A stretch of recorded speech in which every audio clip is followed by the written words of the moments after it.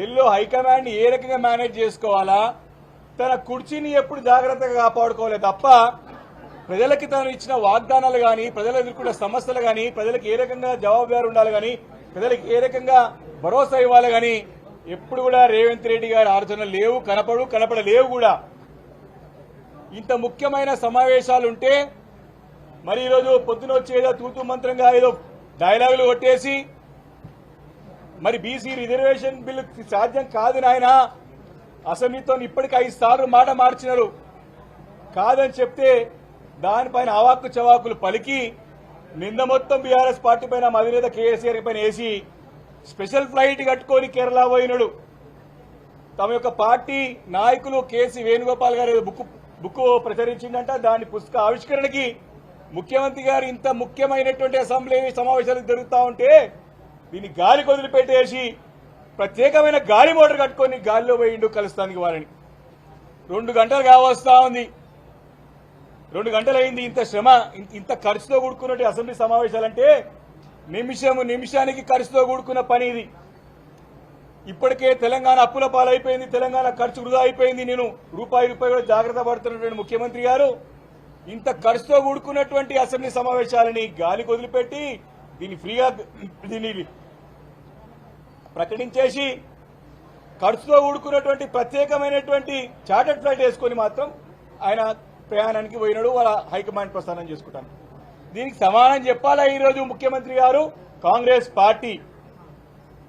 ఈరోజు అన్ని కూడా ఈరోజు సమావేశాల యొక్క ముఖ్య ఉద్దేశం ఏంటంటే ఏ రకంగా బీఆర్ఎస్ పార్టీని, మా అధినేత కేసీఆర్ గారిని బదనాం చేయాలి ఆయన ఏకైక లక్ష్యం పెట్టుకొని ఈ అసెంబ్లీని వేదికగా చేసుకొని రాజకీయంగా ఎదుర్కోలేక మా పైన బురదేలే ప్రయత్నంలో భాగంగానే ఈ ప్రత్యేకమైనటువంటి ఆదివారం రోజు ఇన్ని సమస్యలున్నా అన్ని కూడా పక్కన పెట్టి రాజకీయ దురుద్దేశంతో ఏర్పాటు చేసినటువంటి ఏదైతే పీసీ ఘోష్ కమిషన్ కాలుష్యం పైన రిపోర్ట్ ఉందో దాన్ని పెట్టి మా పైన దాడి చేయడానికి తప్ప దీని ఎలాంటి మంచి ఉద్దేశం ప్రభుత్వం దగ్గర లేదని స్పష్టంగా అర్థమవుతా ఉన్నది.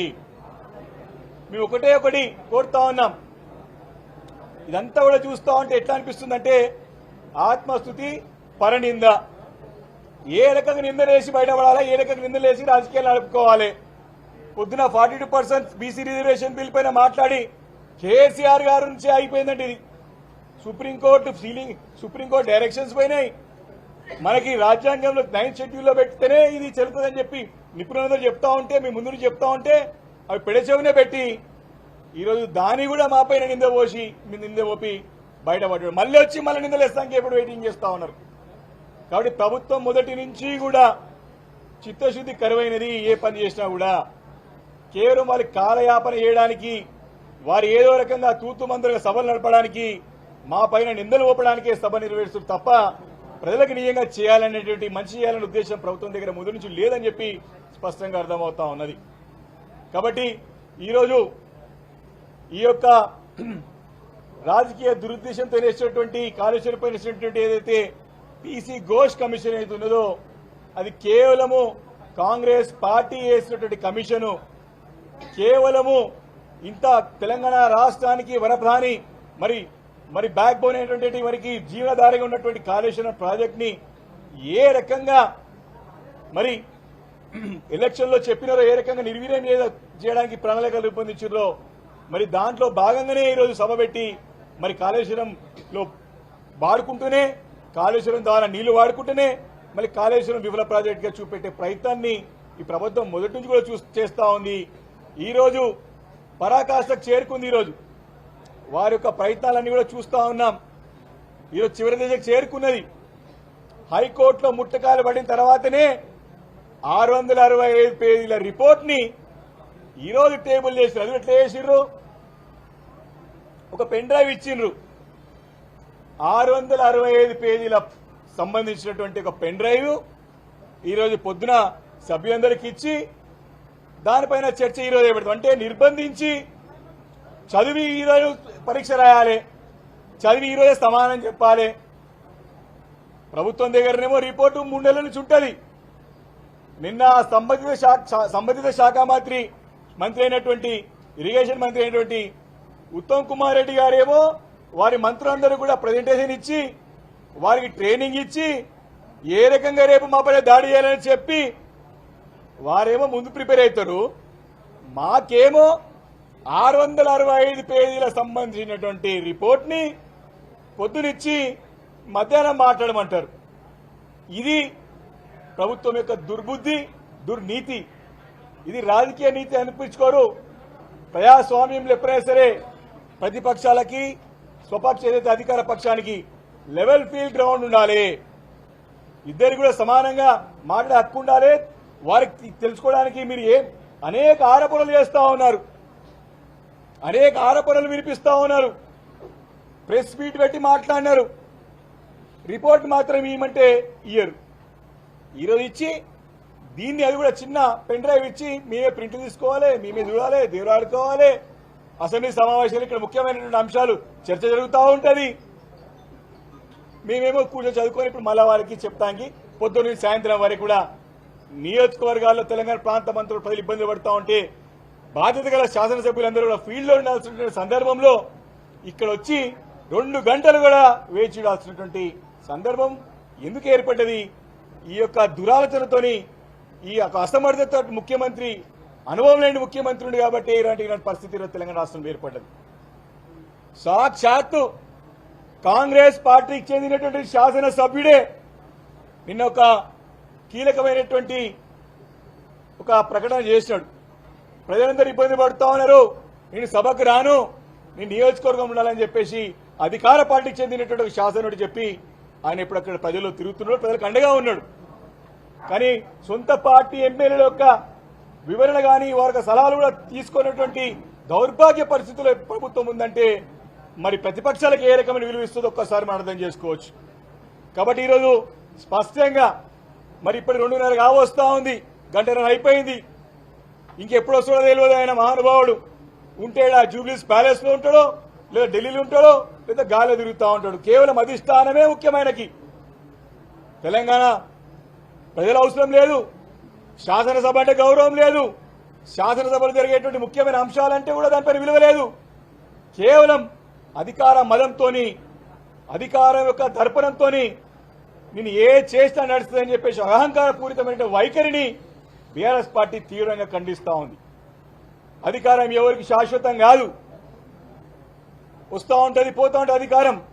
కానీ ప్రజలు ఎప్పుడైతే నీకు అధికారాన్ని ఇచ్చిరో బాధ్యతగా మెలిగినప్పుడే ప్రజలు నిన్ను గుర్తిస్తారు తప్ప నేను ముఖ్యమంత్రిని అయిపోయినా నాకు తిరుగులేదంటే మాత్రం తప్పకుండా సరైన సమయంలో ప్రజలు గుణపడని చెప్పడానికి కూడా సిద్ధంగా ఉంటారని చెప్పి సందర్భంగా ప్రభుత్వాన్ని, ముఖ్యమంత్రి అని హెచ్చరిస్తూ మరి ఇప్పుడు ఈ శాసనసభ అంతా కూడా వన్ సైడెడే, అంతా కూడా ఏకపక్షమే, అది వాళ్ళ స్వపక్షమే, ఇంకా వేరే ఏం లేదు దాంట్లో.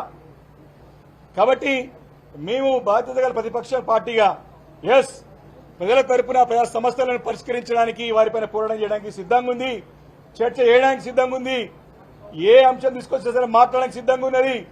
ఇంకా కూడా పెట్టాలి, సభ పెట్టాలని చెప్పేసి మేము డిమాండ్ చేసినాం. యూరియా పైన కానివ్వండి, మరి వరదలతో బాధ ఇబ్బంది పడుతున్న ప్రజల గురించి కానివ్వండి, మేము సిద్ధంగా ఉన్నాం. కానీ ప్రభుత్వం దీనికి ఏది సిద్ధంగా లేదు. కేవలం రాజకీయ దురుద్దేశంతో, రాజకీయంగా మా పైన బురద వెళ్ళడానికే వారి కంకణం పట్టుకొని పనిచేస్తా ఉన్నారు తప్ప ఈ అసెంబ్లీ వేదిక ద్వారా ప్రజలకు ఏదైనా బాగు చేద్దామన్నటువంటి ఉద్దేశం ప్రభుత్వం దగ్గర లేదని స్పష్టంగా అర్థమవుతుందని చెప్పి మనవి చేసుకుంటూ బీఆర్ఎస్ పార్టీ చాలా క్లియర్ గా, కేటగిరీగా ప్రతి అంశం పైన క్లారిటీతో ఉన్నాం. నువ్వు ఎన్నో బురద చెల్లుతా అంటే ఊరుకునే ప్రసక్తి లేదు. నువ్వు పవర్ పాయింట్ ప్రెజెంటేషన్ పెడతావు, మాకు పవర్ పాయింట్ ప్లేస్ చేస్తా అంటే అవకాశం ఇవ్వవు. నువ్వు పీపీటీ అవకాశం ఇవ్వు, మాకు అన్ని విషయాలు చెప్తాం.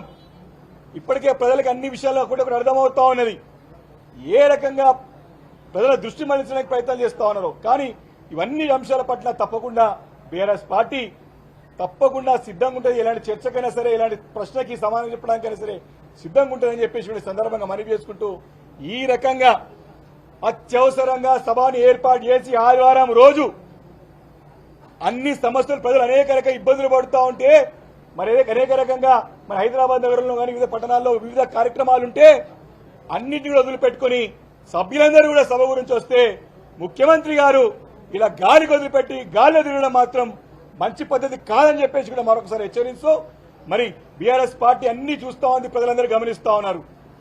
కాబట్టి ఈ యొక్క ఏకపక్షంగా స్వపక్షంగా వాడే పద్ధతి మార్చుకోవాలి.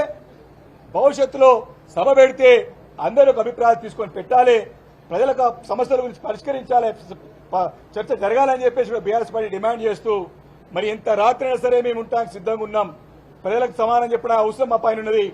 మాకు మైక్ కట్ చేయకుండా మాకు అవకాశం ఇవ్వండి, అడ్డు తగలకుండా మాకు అవకాశం ఇవ్వండి. తప్పకుండా అన్ని కూడా తేటతెల్లం చేస్తాం. పాలు నీళ్లు ఏ రకంగా దూత్ పానిగా పనిచేసేటువంటి సత్తా సామర్థ్యం మా పార్టీ నాయకత్వం దగ్గర ఉన్నది. తప్పకుండా మేము వేచి చూస్తాం. ప్రజల గురించి మేము ఉన్నాం కాబట్టి ఇంత లేట్ అయినా సరే వెయిట్ చేస్తామని చెప్పి సందర్భంగా మనవి చేసుకుంటూ అందరికి నమస్కారాలు తెలియజేసుకుంటూ సెలవుస్తున్నాం. Thank you.